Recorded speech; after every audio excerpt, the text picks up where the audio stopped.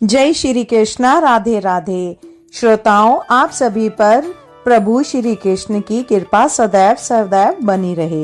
हिंदू धर्म में अहन यानी मार्गशीर्ष महीना बहुत महत्वपूर्ण माना जाता है। हिंदू कैलेंडर के अनुसार इसे हिंदी का 9वां महीना माना जाता है और सनातन धर्म में साल के सभी 12 महीनों को विशेष महत्व दिया गया है। प्रत्येक माह किसी न किसी देवता को समर्पित है। हिंदू धर्म में अगहन यानी मार्गशीर्ष महीना बहुत महत्वपूर्ण माना जाता है। हिंदू कैलेंडर के अनुसार इसे हिंदी का 9वां महीना माना जाता है। इस माह शंख पूजा का भी विशेष महत्व बतलाया गया है। यह महीना शुभ कार्य करने का भी महीना है। धार्मिक मान्यताओं के अनुसार मार्गशीर्ष माह भगवान श्री कृष्ण के लिए बहुत ही महत्वपूर्ण है। इस महीने भगवान कृष्ण की पूजा करने से मनुष्य जन्म और मृत्यु के बंधन से मुक्त हो जाता है। तो श्रोताओं, जानते हैं कब से कब तक चलेगा यह अहान का महीना और क्या है इसके नियम और क्या है इसका महत्व। मार्गशीर्ष माह 16 नवंबर 2024 से शुरू हो चुका है, जो कि 15 दिसंबर 2024 तक रहेगा। इसके बाद पौष माह की शुरुआत होती है। इस वर्ष मार्गशीर्ष माह के पहले दिन वृश्चिक संक्रांति भी मनाई जाती है।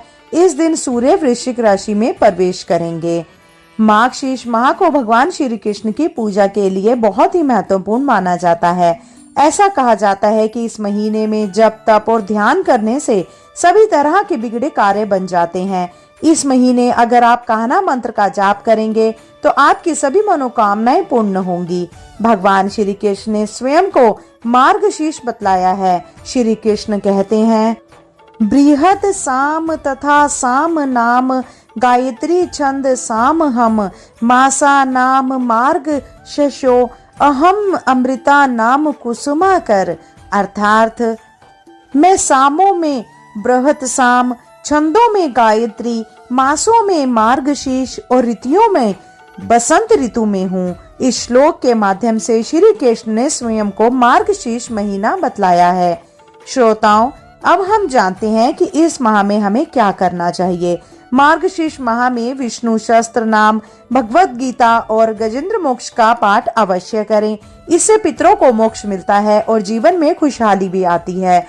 मार्गशीर्ष माह में एक शंख में पवित्र नदी का जल भरकर अपने पूजा स्थान पर रखें। मंत्र जाप करते हुए शंख को भगवान के ऊपर घुमाएं। फिर शंख से भरे पानी को घर के हर कोने में छिड़कें। इससे समृद्धि बढ़ती है। संतान प्राप्ति और सुखी जीवन जीने के लिए मार्गशीर्ष में सुबह और शाम भगवान कृष्ण की पूजा करें। शास्त्रों के अनुसार यदि किसी की कुंडली में चंद्र दोष हो तो ऐसा माना जाता है कि चंद्रमा से जुड़े उपाय करने से यह समस्या दूर हो सकती है। अगर हम श्रोताओं बात करें मार्गशीर्ष माह के क्या नियम हैं, तो हमें मार्गशीर्ष माह में तामसिक भोजन नहीं करना चाहिए। यह महीना सर्दियों का चरम पर होता है, इसीलिए इसमें आपको दही और जीरा जैसी ठंडी चीजों का भी परहेज करना चाहिए। हमें बुरे वचन किसी से नहीं कहने चाहिए। यह माह प्रभु श्री कृष्ण को इतना अच्छा लगता है कि भक्तजन पूरे माह एक समय भोजन कर उपवास करते हैं और बहुत सारे नियमों का पालन करते हैं। तो वहीं दूसरी ओर मार्गशीर्ष का महीना भगवान कृष्ण को समर्पित होता है। इस पूरे महीने में ही भगवान कृष्ण की अपार कृपा पाने के लिए उपवास किए जाते हैं और कुछ नियमों का पालन किया जाता है। माशी इस मास को अगहन मास कहने के पीछे भी बहुत सारे तर्क हैं। भगवान कृष्ण की पूजा अनेक स्वरूपों में और अनेक नामों से की जाती है, तो इन्हीं स्वरूपों में से एक मार्गशीर्ष में भगवान कृष्ण का रूप माना जाता है। और शास्त्रों में ऐसा भी कहा जाता है कि इस माह का संबंध मृगशिरा नक्षत्र से है। इसी कारण से इस माह को मार्गशीर्ष मास भी कहा जाता है। और ऐसे में कान्हा जी के जो भक्त हैं, जो उन पर अटूट श्रद्धा रखते हैं, वो पूरे ही महीने कान्हा जी की विशेष रूप से पूजा इस महीने में करते हैं।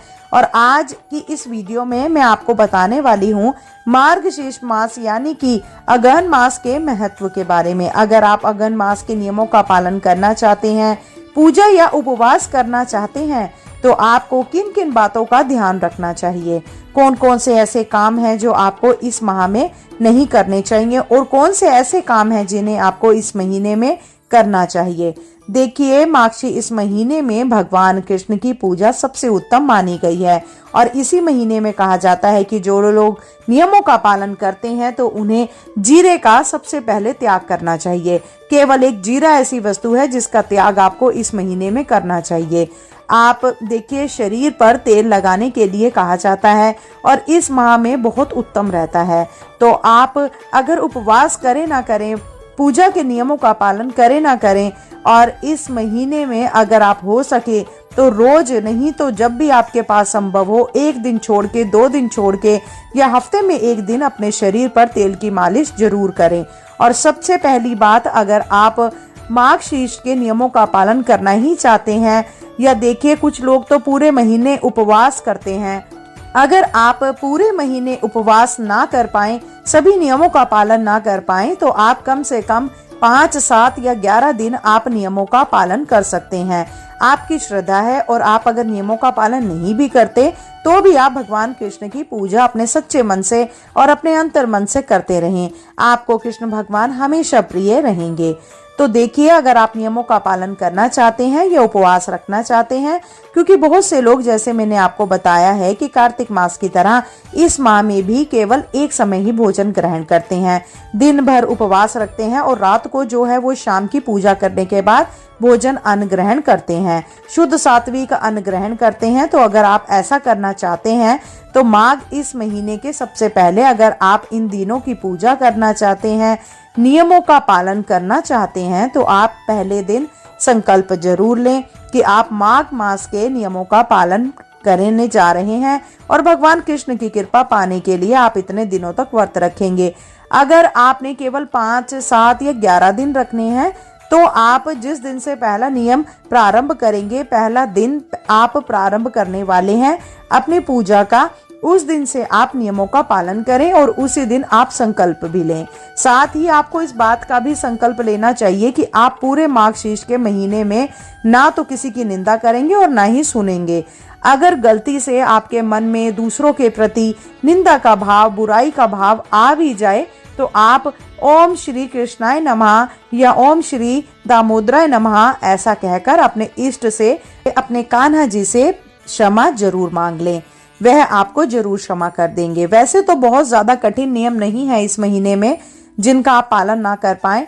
तो देखिए, कृष्ण भगवान की अगर मूर्ति आपके पास है, चाहे वह किसी भी रूप में हो, वह लड्डू गोपाल हो या नॉर्मल कृष्ण भगवान की मूर्ति आपके पास है या तस्वीर आपके पास है, तो आप हर दिन उनकी पूजा करें, सुबह और शाम पूजा करें। और आप जब भी भोजन करें, चाहे वह सुबह का, दोपहर का, शाम का हो, तो सबसे पहले आप भगवान श्री कृष्ण को भोग जरूर लगाएं। उन्हें नियमों से हर दिन तुलसी दल या तुलसी जी की मंजरी जरूर अर्पित करें। बिना आप भगवान कृष्ण को भोग लगाए कुछ भी ग्रहण ना करें। साथ ही इस बात का भी ध्यान रखना कि जितने दिन भी आपने नियमों का पालन किया है, उतने दिन आपके घर में शुद्ध सात्विक भोजन बनना चाहिए। कई बार ऐसा होता है कि आपके घर में इन नियमों का पालन नहीं हो पाता, लेकिन अगर आप केवल अपने घर में इकलौते हैं जो इन नियमों का पालन करना चाहते हैं, तो कम से कम आप शुद्ध सात्विक भोजन प्रयोग करें। कन्हैया जी की अगर मूर्ति है तो आप हर दिन उन्हें नियमों से स्नान कराएं, पंचामृत से स्नान करा सकते हैं, सादे जल से स्नान करा सकते हैं, फिर एक साफ कपड़े से पूछकर उन्हें नए वस्त्र पहनाएं, उन्हें तिलक लगाएं, उनका श्रृंगार करें, पूजा करें, धूप दीपक जलाएं। और देखिए, जैसा कि मैंने आपको बतलाया कि तुलसी दल तो आप अर्पित करेंगे ही। अगर आपने कोई संभव हो तो आप हर दिन माखन मिश्री का भोग लगा सकते हैं। माखन अगर आपको हर दिन ना मिल पाए तो केवल मिश्री का भी आप भोग लगा सकते हैं, लेकिन तुलसी दल के साथ। अब देखिए, नियमित रूप से गीता का पाठ माघ के इस महीने में आपको करना चाहिए। अब गीता के पाठ करने में हो सकता है आपको बहुत मुश्किल हो, कई बार महिलाओं को पीरियड्स होने लगते हैं, तो ऐसे में वह नियमित रूप से पाठ नहीं कर सकती। तो आपको क्या करना चाहिए, उन 5 या 7 दिनों में आप अपने घर की किसी भी पवित्र वस्तु को ना छुएं। आप नियमों का पालन करते रहें, बस मानसिक पूजा आप कर सकते हैं जैसा मैं आपको अपनी वीडियो में बताती हूँ। तो देखिए, मानसिक पूजा तो आप करेंगे ही, लेकिन अगर आप भगवत गीता का पाठ बीच में मिस नहीं करना चाहते तो आप मोबाइल पर इंटरनेट से भी सुन सकते हैं। और अगर आप चाहे आपके घर में कोई सदस्य इस पाठ को आपको सुना दे तो अच्छी बात है। किसी कारणवश देखिए, हर किसी के घर में हो सकता है श्रीमद् भागवत गीता की किताब ना हो, तो ऐसा कहा जाता है कि अगर आपके आसपास किसी के घर में भी है, अगर आपने केवल भगवत गीता को स्पर्श कर उन्हें प्रणाम भी कर लिया तो उससे भी आपको पुण्य मिलता है। इस महीने में और भी व्रत आते हैं, जैसे कि गुरुवार का जो व्रत होता है वह माँ लक्ष्मी की कृपा पाने के लिए बहुत उत्तम दिन होता है। इस दिन विशेष रूप से माँ लक्ष्मी जी की पूजा की जाती है और बहुत से लोग माँ के इस महीने से ही माँ लक्ष्मी जी के व्रत भी प्रारंभ कर देते हैं। तो जितने भी गुरुवार पड़े आपको उन गुरुवारों में भी माँ लक्ष्मी जी की पूजा करनी चाहिए। आपकी श्रद्धा है, ना करना चाहे तो कोई बात नहीं, इस बारे में मैं आपको एक अलग से वीडियो अपने चैनल पे अपलोड करके दे दूंगी। माँ के इस माह में गुरुवार की पूजा कैसे करें, कौन सी पूजा विधि है, कौन सी कथा आपको सुननी चाहिए, भोग में क्या लगाना चाहिए, खुद क्या खाकर आपको व्रत खोलना चाहिए। इस महीने में सुबह ब्रह्म मुहूर्त में उठकर स्नान करने के बाद सूर्य देवता को अर्घ देना चाहिए। तुलसी जी की पूजा आपको नियमित रूप से करनी चाहिए। तुलसी जी में जो दीपदान करना है और हो सके तो आप माघ के इस महीने में हर दिन एक दिया अपने घर के मुख्य दरवाजे पर जरूर लगाएं। जितने भी पवित्र वृक्ष हैं उनमें भी जो आपके आसपास हैं वहां पर आप दीपदान करें। मंदिर में आप दीपदान कर सकते हैं। इसके अलावा आप अपने घर में जहां पर भी पानी स्टोर करके रखा जाता है वहां दीपदान कर सकते हैं। संभव हो तो बहते जल में अगर आप कर सकें। दीपदान तो बहुत ही अच्छी बात है। गौएं और बछड़े भगवान कृष्ण को बहुत प्रिय थी, तो कहा जाता है कि माघ के इस महीने में जितनी ज्यादा गायों की और जितने बछड़ों की आप सेवा करेंगे उतने ही भगवान कृष्ण आप पर जल्दी प्रसन्न होंगे। हो सके तो अगर आपके आसपास गायें हैं तो उनकी सेवा करें, उन्हें स्नान करा सकते हैं, हरे चारे का प्रबंध करा सकते हैं, नहीं तो आप गौशाला में जाकर हरा चारा दान कर सकते हैं। ये दान दक्षिणा भी आप दे सकते हैं। माघ के इस महीने में संतान प्राप्ति की कामना से विशेष रूप से पूजा की जाती है। भगवान कृष्ण की कृपा से जिन्हें संतान सुख नहीं है तो संतान सुख भी मिलता है। इसके लिए आपको हर दिन नियम से बाल गोपाल रूप की या भगवान कृष्ण की पूजा करनी चाहिए। और एक खास मंत्र है जिसे संतान गोपाल मंत्र भी कहते हैं, उसका आपको जाप करना चाहिए। इस जाप के बाद माखन मिश्री का और तुलसी दल का भोग भगवान श्री कृष्ण को लगाना चाहिए। अगर आपके पास भगवान कृष्ण की मूर्ति तस्वीर नहीं है तो आप विष्णु भगवान की भी पूजा इस माह में कर सकते हैं। संतान गोपाल मंत्र है, देव की सुत गोविंद वासुदेव जगतपते देहि में तन्य कृष्णम तवामहम शरणम गतः। इस मंत्र का जाप आपको भगवान कृष्ण की मूर्ति के सामने एक आसन पर बैठकर करना चाहिए, पूर्व दिशा की तरफ मुख करके। साथ ही आप अपने भगवान पर अटूट श्रद्धा और विश्वास रखकर इस मंत्र का अगर आप जाप करते हैं तो लोगों को संतान सुख जिनको नहीं मिल पा रहा, भगवान कृष्ण की कृपा से उन्हें संतान सुख प्राप्त होता है। यह महीना इतना पवित्र होता है, कहते हैं अगर अविवाहित लोग विवाह की कामना से इस माह में भगवान कृष्ण की पूजा करें तो उन्हें भी विवाह में आने वाली जो परेशानियां हुए उनसे उनको मुक्ति मिल जाती है, उनका विवाह भी जल्दी हो जाता है। और मन चाहे जीवन साथी से अगर आप पूजा करें तो आपकी मनचाहा वर से या वधु से विवाह भी हो जाता है। इस पूरे महीने में रात को चंद्र देवता की पूजा कर उन्हें जल भी अर्पित करना चाहिए। अगर आप हर दिन ऐसा ना कर पाए तो खास तौर पर पूर्णिमा के दिन या शुक्ल पक्ष के दिनों में आप जितने दिन संभव हो सके उतने दिन भगवान को स्नान करके या केवल मुंह हाथ धोकर आप चंद्रदेव की पूजा करें। चंद्रदेव के सामने कुछ देर खड़े होकर आंखें बंद करके चंद्रदेव से आप प्रार्थना जरूर करें। ऐसा करने से कुंडली में अगर चंद्र दोष है तो वह भी कम हो जाता है या दूर हो जाता है। भगवान कृष्ण की तथा सत्यनारायण भगवान की कथा का पाठ माघ शेष मास में आपको करना चाहिए। हो सके अगर तो आप हर दिन भगवान कृष्ण की कथाएं भी सुन सकते हैं। और अगर आप यह कथाएं सुनना भी चाहते हैं तो मेरे चैनल पे आपको हर दिन सुबह के समय भगवान कृष्ण की नई नई कथाएं भी आपको सुनने को मिलेंगी। कि इसके साथ ही सफेद रंग की चीजों का ज्यादा से ज्यादा दान आपको इस महीने में करना चाहिए। फलों का, मौसमी फलों का दान आप कर सकते हैं, अन्न का दान कर सकते हैं, गर्म वस्त्रों का दान आप कर सकते हैं। निर्धन व्यक्तियों को अगर करेंगे तो कहते हैं कि इस दिन इस महीने में किया गया दान सबसे ज्यादा पुण्य देने वाला होता है। इस महीने में आप अपने घर पर मोर पंख जरूर लेकर आएं और हो सके तो दक्षिणावर्त शंख की पूजा आप उसी तरह से करें जिस तरह से आप अपने घर की देवी देवताओं की पूजा करते हैं। अगर आपके पास दक्षिणावर्ती शंख नहीं है तो कोई बात नहीं, मंदिर में दक्षिणावर्ती शंख होता है। आप उसके आसपास कोई मंदिर है तो वहां जाकर आप उसका दर्शन भी कर लें और हाथ जोड़कर प्रणाम भी कर सकते हैं। इसी के साथ साथ जो लोग अगहन मास के नियमों का पालन करना चाहते हैं तो उन्हें ब्रह्म मुहूर्त में उठकर स्नान करना चाहिए। लेकिन स्नान करने से पहले आपको अपने माथे पर या अपने शरीर पर, अपनी हथेलियों पर तुलसी जी की जड़ से मिट्टी लेकर उसे लगाना है और उसके बाद ही स्नान करना चाहिए। साथ ही इस महीने में आप जितना हो सके उतना जप तप ध्यान करें, दान करें और शाम के समय आप तुलसी जी की पूजा करें। दिन में आपको जैसा बताया है भगवान कृष्ण की पूजा पाठ आप करें। सुबह शाम जरूर करें, बिना भोग लगाए पूजा ना करें। कोशिश करिए कि आप भगवान को भोग अवश्य लगाएं।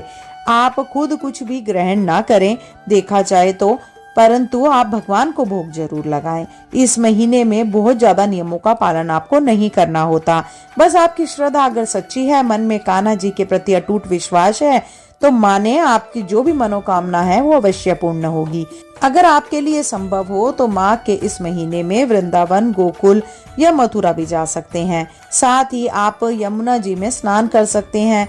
वैसे तो आपको इस पूरे महीने में कम से कम एक दिन पर पवित्र नदियों में स्नान करना चाहिए। अगर ऐसा संभव नहीं तो आप घर पर भी स्नान के पानी में गंगा जल मिलाकर इस मंत्र का जाप करते हुए स्नान कर सकते हैं। या तो आप केवल हर हर गंगे मंत्र का जाप करें या आप केवल इस आसान से मंत्र का जाप भी कर सकते हैं। यह मंत्र है गंगे च यमुने चैव गोदावरी सरस्वती नर्मदे सिंधु कावेरी जले असीमन स निधन कुरु। इस मंत्र का जाप आप कर सकते हैं। अगर आप पूरे महीने नियमों का पालन ना कर पाए तो आप इस माघ के महीने में पड़ने वाले कुछ विशेष दिन होते हैं, जैसे कि काशी अमावस्या या पूर्णिमा का दिन, साथ ही गुरुवार का दिन आप विधिवत पूर्ण रूप से पूजा करें, उपवास भी कर लें। सूर्य देवता की पूजा करें, चंद्र देवता की पूजा आप कर सकते हैं तो इसका भी पुण्य आपको पूरे मास में की गई पूजा के जितना ही प्राप्त होता है। और इस माह में गीता जयंती जो कि माघ मास के शुक्ल पक्ष की एकादशी का दिन होता है और मोक्षदा एकादशी इस दिन बनाई जाती है। तो उस दिन अगर आप भगवान कृष्ण की पूजा विधि विधान से करते हैं और संभव हो तो उपवास भी कर लें तो कहा जाता है इस दिन की गई पूजा पाठ से अक्षय पुण्य की प्राप्ति होती है। ऐसे व्यक्ति को भगवान कृष्ण की कृपा से मोक्ष की प्राप्ति भी मृत्यु के बाद होती है। तो यही कारण है कि माँ के इस मास में भगवान कृष्ण की पूजा करने से पूरे महीने में आपको बहुत सारे ऐसे काम हैं, बहुत सारे ऐसे मनोरथ हैं आपके जो पूर्ण हो सकते हैं। खासकर विवाह संबंधी परेशानियां को लेकर और खास तौर पर जो लोग संतान प्राप्ति की कामना रखते हैं उन्हें भगवान कृष्ण की पूजा विधि विधान से और विश्वास के साथ इस महीने में करनी चाहिए। आज की इस वीडियो में श्रोताओं इतना ही। मैं आशा करती हूँ कि मेरे द्वारा दी गई यह जानकारी आपके लिए उपयोगी होगी। अगर आपको लगता है कि आप मेरी द्वारा बताई गई यह जानकारी आपके लिए थोड़ी सी भी उपयोगी लगे तो कृपया करके वीडियो को लाइक करके ज्यादा से ज्यादा लोगों में शेयर करें, क्योंकि ज्ञान बांटने से ही बढ़ता है। और अगर आप चैनल पे नए हैं तो चैनल को सब्सक्राइब आप अवश्य करें। जब तक के लिए जय श्री कृष्ण, राधे राधे। शीघ्र मिलते हैं नई वीडियो नई जानकारी के साथ।